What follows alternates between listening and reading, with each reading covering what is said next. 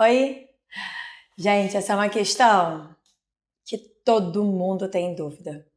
O que fazer na consulta de retorno para o meu paciente? Quando ele voltar, né? Porque tem muito paciente que não volta na consulta de retorno. Então, o que eu quero desse vídeo aqui é trazer algumas estratégias bem simples para o seu paciente retornar e você saber o que fazer, porque é muito complicado também. O paciente volta, ele pode ter aderido ou não, e aí você fala para ele continuar fazendo exatamente a mesma coisa, ele vai ficar com a sensação que nada mudou. E por que ele foi na consulta do nutricionista? Então, a primeira resposta que eu tenho que dar para você poder gerar essa adesão e entender o que fazer na segunda consulta, ou na terceira ou na quarta, é que você precisa conhecer muito bem esse paciente. Você tem que questionar quem é esse paciente. Numa primeira consulta, se você consegue fazer uma boa anamnese, eu não digo extensa, mas uma boa anamnese que você conheça sobre a história desse paciente, sobre os valores, sobre as preferências, sobre as queixas.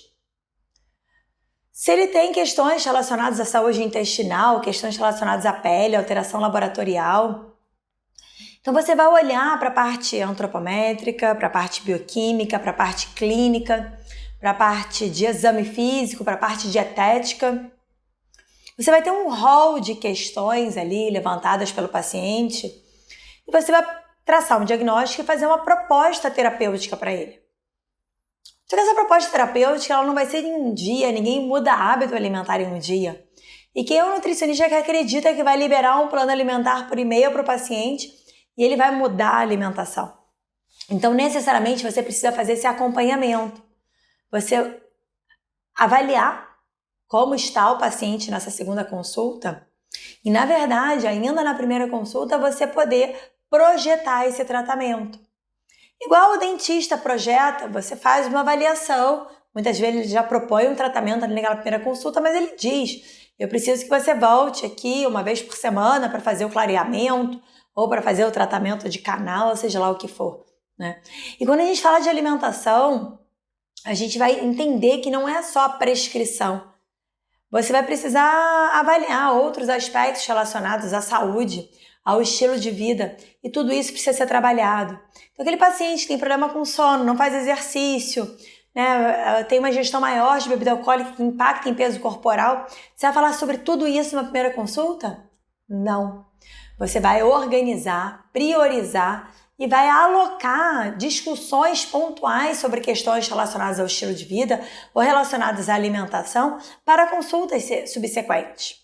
Então, primeiro ponto, assim, eu quero dar 3 dicas aqui, até para o vídeo não ficar muito longo. Primeiro ponto, antes de você atender o paciente na segunda consulta ou na terceira consulta, nessa consulta de retorno, você precisa ler a anamnese dele. Você precisa levantar quais foram as questões que te chamaram a atenção na primeira consulta. E ali identificar a que ponto que você vai trabalhar. Pode até ser que o paciente traga uma série de outras questões em consulta e você nem trabalha aquele ponto selecionado. Mas você precisa ter, porque não dá para o paciente sair com exatamente a mesma orientação da consulta anterior. Então esse é o primeiro ponto. Segunda dica é você traçar, se você quiser, depois da primeira consulta, todos os pontos que precisam ser trabalhados, seja em relação à organização, em relação ao preparo, em relação a propostas alimentares, terapêuticas. Se organiza. Já seleciona os materiais que vão ser trabalhados nessa segunda consulta. E muito importante, talvez o ponto mais importante é você deixar claro para o paciente que você, em uma consulta, não vai melhorar o sono dele, nem vai baixar a gordura corporal para a meta. E que você vai precisar, sim, de um acompanhamento de 6 meses, com consultas mensais. Você vai precisar de acompanhamento crônico. Se é um paciente obeso, talvez você vai precisar ver esse paciente, você precisa falar para ele. Uma vez por mês, até 6 meses, depois a gente vai espaçar. E depois que você entrar na fase de manutenção, eu quero te ver e preciso te ver uma vez por ano. Então você precisa explicar essa continuidade do tratamento, porque o paciente muitas vezes não sabe que isso é necessário. Eu queria que você deixasse aqui nos comentários se vocês costumam trabalhar com planos de consulta, se o paciente já sai com a segunda consulta agendada. Me conta? Então eu quis trazer um pouquinho da minha prática clínica e agora eu aguardo aí os comentários de vocês. Se você gostou do vídeo, dá um curtir aqui, compartilha o vídeo, assina o canal, toda semana um vídeo de alimentação, nutrição e saúde. Até semana que vem.